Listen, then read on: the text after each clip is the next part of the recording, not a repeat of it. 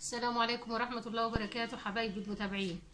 آه النهاردة أنا معاكم علشان بقى طبعا أعمل لكم صينية اللازانيا اللي انتوا طلبتوها مني، وأنا عملتها لكم التجهيزات بتاعتها في الفيديو بتاع امبارح إن شاء الله. والنهاردة بقى هعمل لكم هعمل لكم بقى الصينية، وهدخلها الفرن وهوريها لكم إن شاء الله بإذن الله تعجبكم. وبشكركم كلكم، انتوا كلكم ذوق وكلكم على راسي من فوق والله. انتم كومنتاتكم اسعدتني جدا امبارح والله. انا كنت تعبانه جدا بس الحمد لله رب العالمين لما ببقى معاكم وبقعد على التليفون او الايباد وبقرا الكومنتات بتاعتكم ببقى مبسوطه جدا وببقى سعيده جدا والله. حتى انتوا حاسين من صوتي ان انا مش قادره الحمد لله، فببقى سعيده وببقى مبسوطه، وكومنتاتكم كلها جميله جميله جميله، وانا مبسوطه قوي قوي قوي قوي ان كلكم ان شاء الله عايزين مني البث.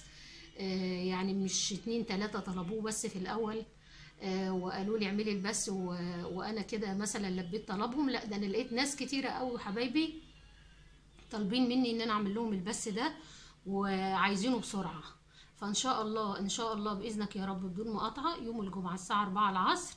ويا ريت انتوا بقى يعني تقولوا لكل الناس، يعني مش عارفه بقى تقولوا لهم ازاي، يعني ما تخشوا في حفله عند حد او حاجه، قولوا عشان الكل يستفاد. وان شاء الله اعمل لكم البث يوم الجمعه باذن الله الساعة 4. وفي قنوات أنا دخلت فيها بس وقلت فيها برضو امبارح، فإن شاء الله بإذن الله نستفاد كلنا. وجهزوا أسئلتكم يا بنات، أي واحدة عندها سؤال عايزة تعرف إجابته تجهزه وتقول لي عليه وأنا تحت أمرها. واللي بيطلب مني منتدى بحطه له وانتوا عارفين كده. واللي بيطلب مني ان انا مثلا اروح له بروح له واعمل له وعد الحر. فانا الحمد لله رب العالمين، ربنا بس يقويني ويا رب يجعلني يا رب دايما اسعدكم زي ما انتم بتسعدوني، وارد لكم جزء بسيط بس من الكومنتات الجميله الجميله الجميله اللي انا بشوفها وبكون مبسوطه بيها جدا جدا جدا والله العظيم. يعني انتوا يعني بقيتوا حاجه ضروريه في حياتي، ربنا يا رب يديمكم نعمه في حياتي. بقيتوا حاجه ضروريه. انا لما بنام بقوم الصبح اول حاجه بعملها ببص في التليفون والله. يعني انا يعني اكتريه وقتي في البيت انا ماسكه التليفون على طول. مفيش ولا كومنت، كلكم طبعا عارفين الكلام ده، ولا كومنت بيجيني غير لما اني برد على واحد واحد فيه، ما بسيبش حد ابدا. يعني برد عليه وما بسيبوش، وبخش عنده كمان، يعني برد على الكومنت بتاعه وبخش على القناه بتاعه. وهو ده سبب النجاح على فكره. اما اقول لكم بقى حاجه على سبب النجاح، هو ده يعني حاجه من اللي نجحتني الحمد لله رب العالمين. عقبالكم كلكم، وهقول لكم بكره اسباب يوم النهارده الاربعاء، يوم ان شاء الله يوم الجمعه هقول لكم الاسباب اللي ادت للنجاح القناه، وان القناه تتراجع بسهوله وبسرعه. وهقول لكم كل حاجه تخص القناه ان شاء الله على قد ما انا عارفه. يعني طبعا انتوا عارفين ان انا يعني مش من زمان، لكن عن تجربه بقى. يعني انا هقول لكم اللي عن تجربه، اللي انا عملته عن تجربه وعرفته ومن تجربتي. يعني انا من تجربتي وقعدي على التليفون انا عرفت حاجات كتير بصراحه الحمد لله رب العالمين. تعرضت لاخطاء كتيره وتلاشيتها مع نفسي، لما عرفت ان هي غلط شلتها والحمد لله رب العالمين. وربنا يا رب ينجحكم كلكم وتبقوا يوتيوبر كبار كده. وبشكركم كلكم اللي قلتوا لي يا ماما زوزة يا رب يا رب يا رب تبقي عندك مليون مشترك. ده حاجة يعني اسعدتني جدا جدا جدا يا رب انا وانتم. يعني انا اتمنى كده طبعا، بس يعني مفيش حاجة بعيدة على ربنا يعني سبحان الله. فطبعا انا سعيدة جدا بكومنتاتكم الجميلة دي. ودلوقتي انا مجهزه لكم بقى حاجه اللازانيا كلها، وهكلمكم برضو عن اللازانيا لان هي في المكونات بتاعتها معموله من امبارح. يعني هي كلها هتتحط في الصينيه وهتتحط في الفرن، فطبعا مش هتاخد وقت.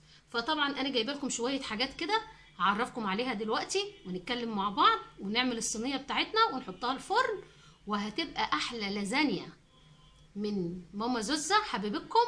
وان شاء الله هتعجبكم وهتجربوها ومش هتعملوا غيرها بعد كده. انا علمتكم بقى هو اللازانيا الايطالي على اصولها جات لكم لحد عندكم، فانتوا دلوقتي بقى جربوها وامشوا عليها.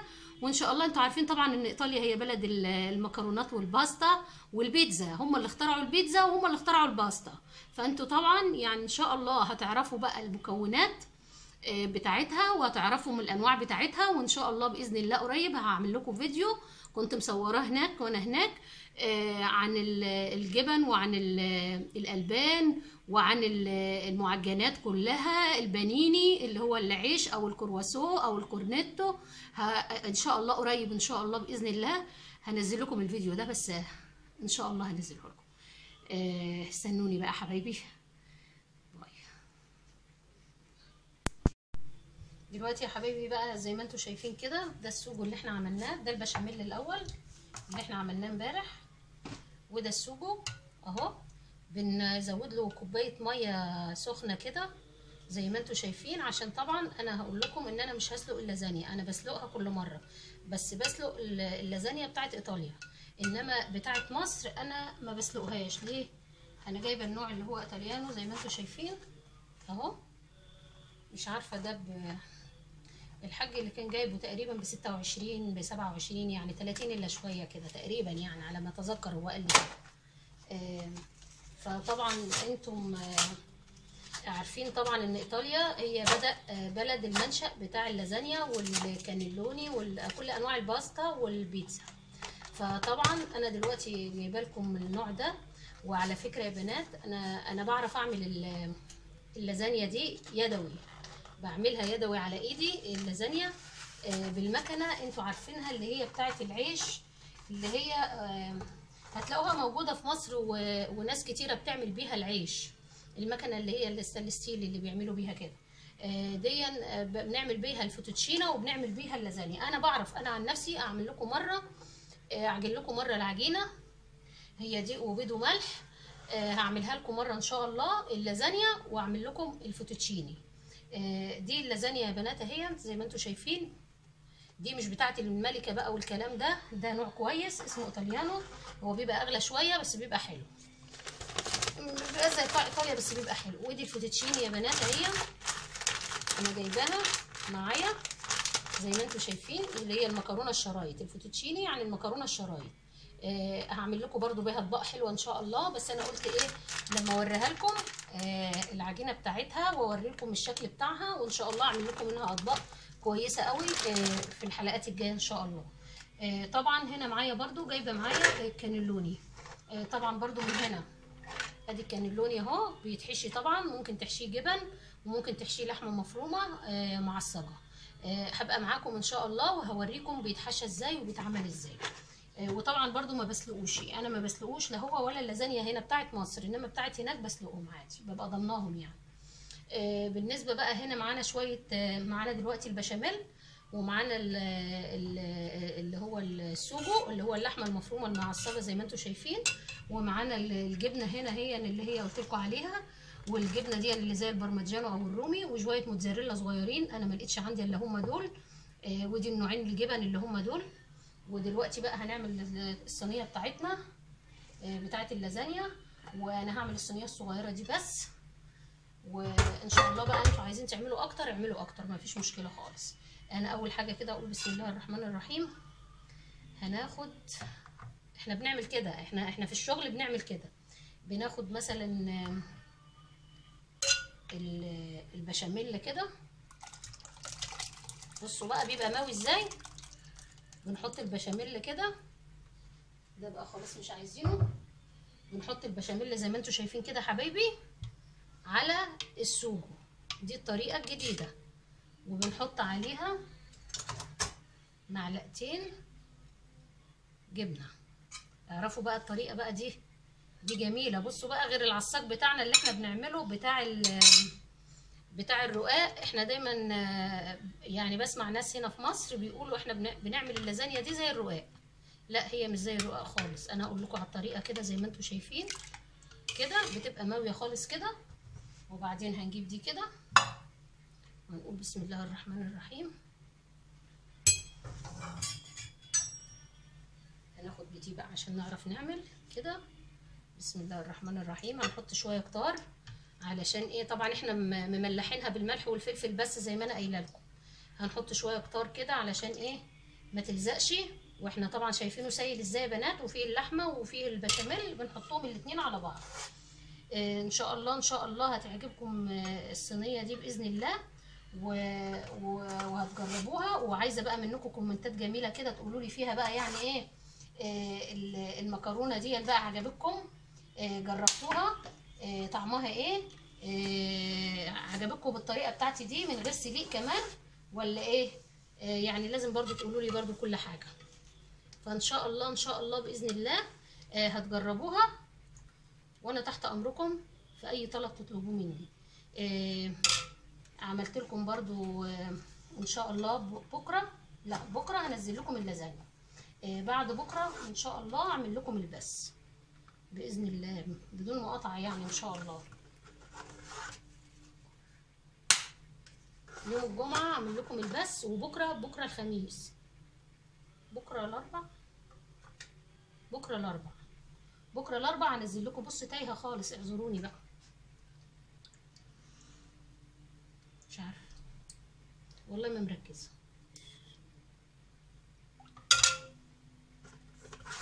زي ما انتوا شايفين كده يا بنات، حطينا ده كده، ادي اللازانيا بتاعتنا الجميله كده. طبعا احنا حاطينها من غير سليق، فبنزود الصوص، يعني بنكتر الصوص شويه علشان يبقى ايه، يبقى صينيه اللازانيا تبقى يعني مش ناشفه. احنا ما بنعملهاش ناشفه، احنا دايما بنعملها في الشغل بنعملها ماويه شويه، لانها لو فضلت وقعدت بيروح جاي تنشف، تشد السوجو اللي فيها ده او الخلطه اللي فيها دي وبتبقى ناشفه. فاحنا بقى بنعمل ايه، بنسيب شويه من ده على شويه بشاميل، ساعه لما بيتبقى منها حاجه ونيجي نسخنها لاي طلب هينطلب يعني، بنروح جايين عاملينها حاطينها في الصينيه، ونروح جايين حاطين عليها حته موتزاريلا، مكعب موتزاريلا كده، وبنروح جايين حاطين عليها كمان حبه سوجو من ده مع بشاميل، وبتبقى جميله وبتبقى حلوه وبتسخن في الفرن. بنحط لها بقى يعني كبشه زي دي مثلا كده على قد الطلب. هو الطلب هناك بيبقى خرطه واحده، يعني الطلب هناك عندهم بيبقى خرطه واحده. هم مش بياكلوا كتير بصراحه، هم بياكلوا المفيد بس، بياكلوا الحاجه اللي جسمهم عايزها، مش بياكلوا عشان يملوا بطنهم، لا بياكلوا علشان يشبعوا، يسكتوا بطنهم بس. عشان كده ما بيتخنوش، بياكلوا الحاجه المفيده اللي الجسم عايزها. اي حاجه مفيده جسمهم عايزها هم بياخدوها على القد، ما بيرضوش ياخدوا منها كتير علشان ما بيتخنوش. هم مش بيحبوا التخن خالص، هم محافظين على صحتهم وبياكلوا اكل صحي واكل بزيت زيتون. وبصراحه يعني الشعب ده شعب جميل. انا النهارده طبعا لازم اكلمكم عنه، لان طبعا الطاجن ده النهارده او اللازانيا دي النهارده دي بتاعتهم، هم اللي اخترعوها اللازانيا، وهم اللي اخترعوا الفوتوتشيني، وهم اللي اخترعوا من برضو البيتزا كلها. بلد الاختراع هي ايطاليا بلد اختراع البيتزا والباستا. فاحنا هنعمل كده حبايبي، تقريبا هي الصينيه مش هتاخده كله.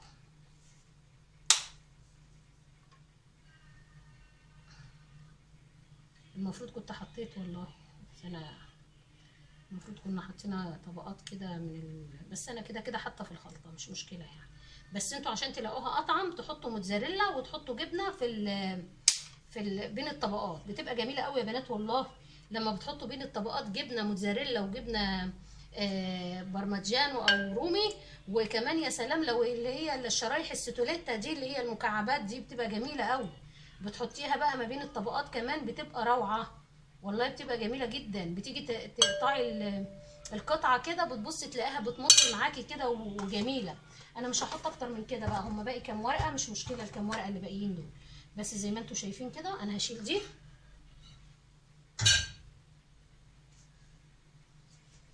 زي ما انتوا شايفين كده حبايبي. احنا هنرش بقى ده كده، ودي الجبنه اللي هي دي المالحه شويه، واحط منها برضو يعني طعمين. انتوا ممكن تحطوا شيدر على فكره، يعني ممكن تحطوا شيدر وموتزاريلا مع جبنه رومي، هتدي طعم جميل برضو. بس انا بوريكم الاصلي بتتعمل بايه، بالبرمجانو والجرانو والموتزاريلا. هي هناك بتتعمل كده. او مثلا لو في ستوليتا كمان بتبقى جميله قوي، بتتحط عليها ستوليتا كمان بتبقى روعه، بتبقى حلوه ممتازه اهي. شفتوا بقى طبعا الحبه الموتزاريلا دول على قد الصينيه، وهتتعمل بقى. بس هي كده بقى خلصت زي ما انتوا شايفين كده. بصوا بسم الله ما شاء الله، جميله وما خدتش وقت خالص. بس هي وقتها كله كان في البشاميل اللي هيتعمل، وكان في السوجو بتاعها او الصوص اللي هو هيتحط بتاع اللحمه المفرومه. هو ده كان الشغل كله. فعشان كده انا عملتها امبارح، وقلت النهارده بقى ان شاء الله انا هعملها لكم وادخلها الفرن، وان شاء الله لما تطلع هوريها لكم واقطعها معاكم، وخليكم معايا.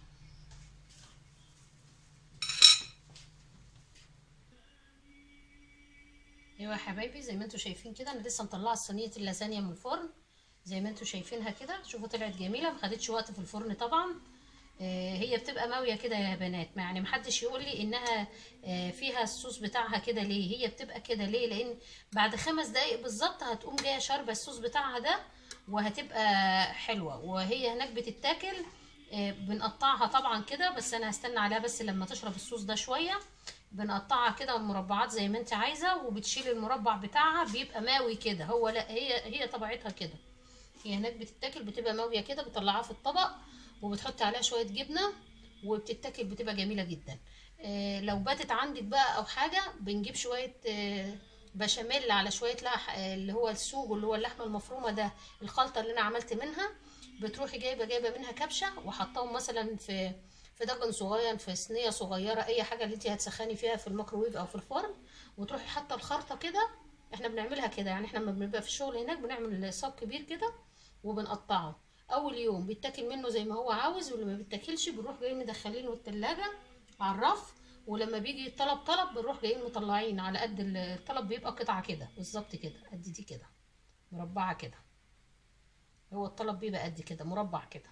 فبنروح جايين مطلعينه وحاطينه في بوله ومدخلينه الفرن بشويه بشاميل على شويه صوص من ده، وعليه حته موتزاريلا ومعلقه ميه بس عشان ما يتحرقش في الفرن. بتسخن وبتطلع كانك لسه عاملاها حالا اهو، بتطلع فريش وبتطلع جميله جدا.